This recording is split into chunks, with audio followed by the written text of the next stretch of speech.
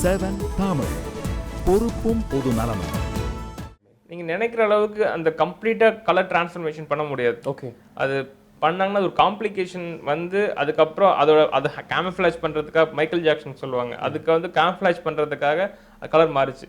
But ஒரிஜினலாக பார்த்தீங்கன்னா நம்மளோட எய்ம் என்ன, இப்போ பாடி கலர் இம்ப்ரூவ் பண்ணுறதுக்கு, ஓவரால் பாடி கலர் இம்ப்ரூவ் பண்ணுறதுக்கு, ஃபேஸும் இம்ப்ரூவ் பண்ணுறதுக்கு ஒரு சில இன்ஜெக்ஷன்ஸ் இருக்குது.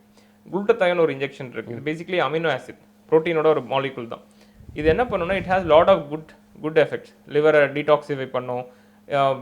இது மாதிரி நிறைய நல்ல எஃபெக்ட்ஸ் இருக்குது அந்த இந்த குளுட்டத்தாயோனுக்கு. பட் அதில் என்ன கண்டுபிடிச்சாங்கன்னா இது யூஸ்வலாக அந்த ஐசியூ பேஷண்ட்ஸ்க்கு யூஸ் பண்ணிட்டு இருந்தாங்க. அந்த ஐசியூவில் ரொம்ப இம்யூனிட்டிலாம் கம்மியாக இருக்கிற அந்த பேஷண்ட்ஸ்க்குலாம் அந்த இன்ஜெக்ஷன் யூஸ் பண்ணிட்டு இருந்தாங்க. யூஸ் பண்ணிட்டு இருக்க டைமில் அவங்க என்ன நோட் பண்ணாங்கன்னா அவங்களோட ஸ்கின் கலர் வந்து இம்ப்ரூவ் ஆகிறத நோட் பண்ணாங்க. அது என்னன்னு அப்புறம் ரிசர்ச் பண்ணி அது எப்படின்னு கண்டுபிடிச்சி இப்போ அந்த இன்ஜெக்ஷன்ஸையும் விட்டமின் சி இன்ஜெக்ஷன்ஸையும் மிக்ஸ் பண்ணி நம்ம இன்ஜெக்ட் பண்ணுறப்ப வாரத்துக்கு ஒரு இன்ஜெக்ஷன் போடணும். சில லோ டோசஸில் கொடுக்குறப்ப வாரத்துக்கு 2 இன்ஜெக்ஷன் கொடுக்கணும். இது மாதிரி 5 வாரம் போட்டாங்கன்னா அவங்களுடைய ஸ்கின் கலரே ஒரு 2 ஸ்கின் டோன் இம்ப்ரூவ் ஆகும். அதுவே காஸ்மெட்டிக் தெரப்பியாகவும் மாறிடுது. ஆமாம், ஆனால் அது டெம்பரரி. எஸ், அதுக்கப்புறம் டேப்லெட்ஸ் இருக்குது. பட் இருந்தாலும் என்ன இன்னும் கண்டுபிடிக்கலன்னா அது அப்சார்ப்ஷன் ரொம்ப ஆகாது. நம்ம டேப்லெட்டாக வாயுவிலே போட்டால் ஸ்டொமக்கில் ரொம்ப அப்சார்ப் ஆகாது. அதனால் நிறைய டோஸ் கொடுக்க வேண்டியிருக்கும். ஒரு நாளைக்கு 6-7 டேப்லெட் கொடுக்க வேண்டியிருக்கும். Sometimes impractical. ஸோ இன்ஜெக்ஷன்ஸ் வந்து நிறைய பேர் எனக்கு தெரியும், நிறைய ஆக்ட்ரஸஸ் வீட்டிலேயே வாங்கி வச்சுட்டு ஒரு நர்ஸை வர சொல்லி அந்த இன்ஜெக்ஷன் போட்டுக்கிறவங்களாம் நிறைய பேர் இருக்காங்க. Okay, it's not safe. Better to, ஏன்னா ஒரு டைம் மாதிரி ஒரு டைம் இருக்காது. அதெல்லாம் ஐவியில் போடுறோம். சம்டைம்ஸ் ஷாக்குக்கு போக சான்ஸ் இருக்குது. ஸோ ஹாஸ்பிட்டல் செட்டப்பில் ட்ரெயின்ட் பீப்புள் பண்ணுறது தான் ஆல்வேஸ் பெட்டர் அது. ஸோ அது பண்ணுறப்ப 2 ஸ்கின் கலர் இம்ப்ரூவ் ஆகும்.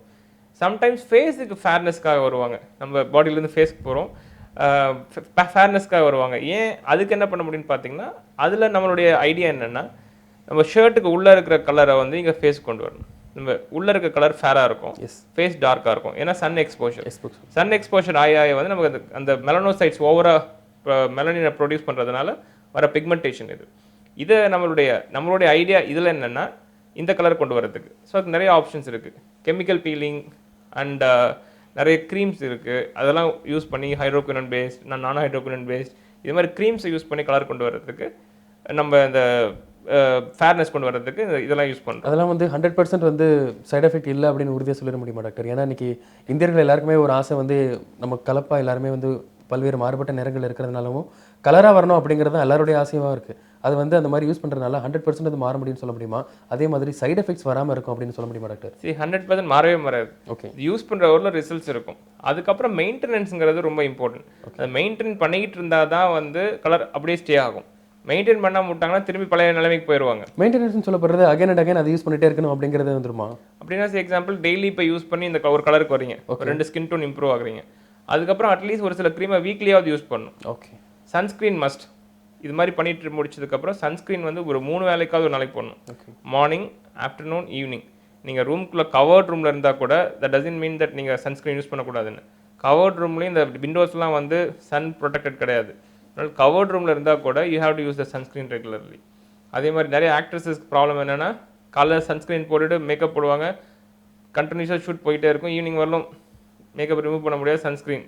அதனால் அந்த மேக்கப்லலாம் இப்போ நிறைய சன்ஸ்க்ரீனோட இருக்க மேக்கப் இருக்குது. Better to use those kind of makeup products. இந்த மேக்லலாம் பார்த்தீங்கன்னா நிறைய சன்ஸ்க்ரீனோட மேக்கப் வரும், அந்த கன்சீலர்ஸ் எல்லாமே இருக்கும். ஸோ அது மாதிரி யூஸ் பண்ணால் அது பெட்டர். ஸோ அது மாதிரி ஸ்கின் பிரைட்டனிங்க்கு நிறைய ஆப்ஷன்ஸ் இருக்குது. இப்போ அதே மாதிரி வந்து இன்னொரு காமனஸ்ட் ப்ராப்ளம் பார்த்தீங்கன்னா ஆண்களுக்கு மார்பகத்து வர காமன் ப்ராப்ளம். இது வந்து நாங்கள் பண்ணுற சர்ஜரியில் 30% ஆஃப் சர்ஜரிஸ் வந்து அந்த மாதிரி சர்ஜரிஸ் தான். ஏன்னா ஆண்களுக்கு வந்து பெண்களுக்கு இருக்கிற மாதிரி மார்பக வளர்ச்சி வர்றதுனால ஷர்ட்டை கழட்ட முடியாது. நிறைய பேர் வந்து வீட்டிலேயே பனியன் கழட்டினதா சரித்திரமே இருக்காது. அவங்க அப்பா அம்மாக்கே தெரியாது என்ன ப்ராப்ளம்னு சொல்லிட்டு சில பேர் சூசைட் அட்டெம்ப்ட் போனது கூட இருக்காங்க.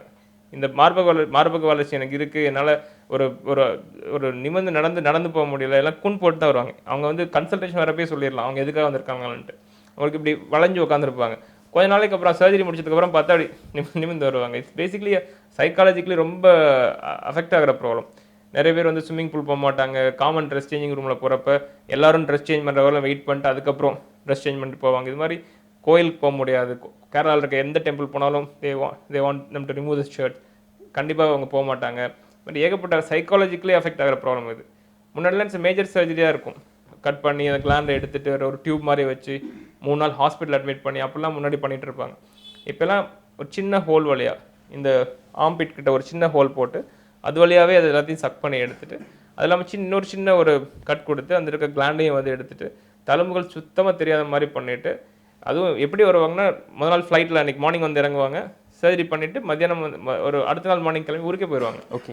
இங்கே சென்னையில் இருக்கவங்க மார்னிங் வருவாங்க சர்ஜரி பண்ணிட்டு மத்தியானம் கிளம்பி போயிடுவாங்க, தேர்ட் டே ஆஃபீஸ்க்கே போயிடுவாங்க. ஸோ பெயின்ங்கிறதுல ரொம்ப மினிமலாக தான் இருக்கும். ஸோ அந்தளவுக்கு ஒரு கம்ஃபர்டபுள் சர்ஜரி அது.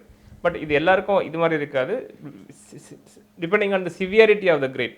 எக்ஸாம்பிள் சில பேருக்கு ரொம்ப பெருசாக இருக்கும், பெண்களுக்கு ஒரு மார்பக வளர்ச்சி மாதிரியே இருக்கும், ஆல்மோஸ்ட் அந்த சைஸுக்கு இருக்கும். அப்போ அதுக்கு கொஞ்சம் ப்ரொசீஜர்ஸ்லாம் கொஞ்சம் சேஞ்ச் ஆகும், அப்போ ரெக்கவரி கொஞ்சம் ஸ்லோ ஆகும். பட் நார்மலாக இருக்க கிரேட் இது நம்ம கிரேட் 4 வரலும் கிரேட் பண்ணுவோம், grade 1 grade 2 up to grade in between 2 to 3 அது வரலும் இது மாதிரியே மேனேஜ் பண்ணலாம். இந்த 4-5-4க்கெலாம் போகிறப்ப தான் நம்மளுடைய மேனேஜ்மெண்ட் சேஞ்ச் ஆகும். ஸோ இது மாதிரி வெரைட்டி ஆஃப் ரீசன்ஸ் வந்து நம்மளாம் நினைப்போம் இதெல்லாம் மேஜர் ப்ராப்ளமாக, வாழ்க்கையில் எவ்வளவோ பிரச்சனை இருக்குது, இதை வந்து பெருசாக நினைக்கிறாங்களேன்னு. அவங்களுக்கு உள்மனதில் வந்து அது பெரிய ப்ராப்ளம். அது நம்ம ட்ரீட் பண்ணாத வரலும் அவங்களால எதையுமே பண்ண முடியாது, எந்த இம்ப்ரூவ்மெண்ட்டும் அவங்க லைஃப்பில் நடக்காது. ஆனால் இன்னொரு பக்கம் இயல்பாக வந்து இந்த முக அமைப்பும் நம்மளுடைய நிறமும் அதுதான் நம்மளுடைய அடையாளமாக இருக்குது. அந்த இயற்கையான ஒரு விஷயத்தை வந்து மாற்றணும் அப்படின்னு நினைக்கிறது வந்து ஒரு ஆரோக்கியமான போக்கு அப்படின்னு நினைக்கிறீங்களா? இப்போ எங்களுக்கு ஆரோக்கியமான போக்குங்கிறது நமக்கும் உங்களுக்கும் டிசைட் பண்ணுறது கிடையாது. Okay okay. இது வந்து அவங்களுக்கு என்ன அஃபெக்ட் பண்ணுது. எங்களுக்கு இண்டிகேஷன் ஃபார் சர்ஜரி, இந்த எங்களுடைய ஒரே ஸ்பெஷாலிட்டியில் இண்டிகேஷன் ஃபார் சர்ஜரி வந்து பேஷண்ட்ஸ் விஷ். அவங்களுக்கு நினைக்கிறது தான் இண்டிகேஷன். அவங்களுக்கு ஒரு நாளைக்கு அவங்க எவ்வளோ நேரத்துக்கு அந்த பிரச்சனையை பற்றி யோசிச்சிட்டே இருக்காங்க.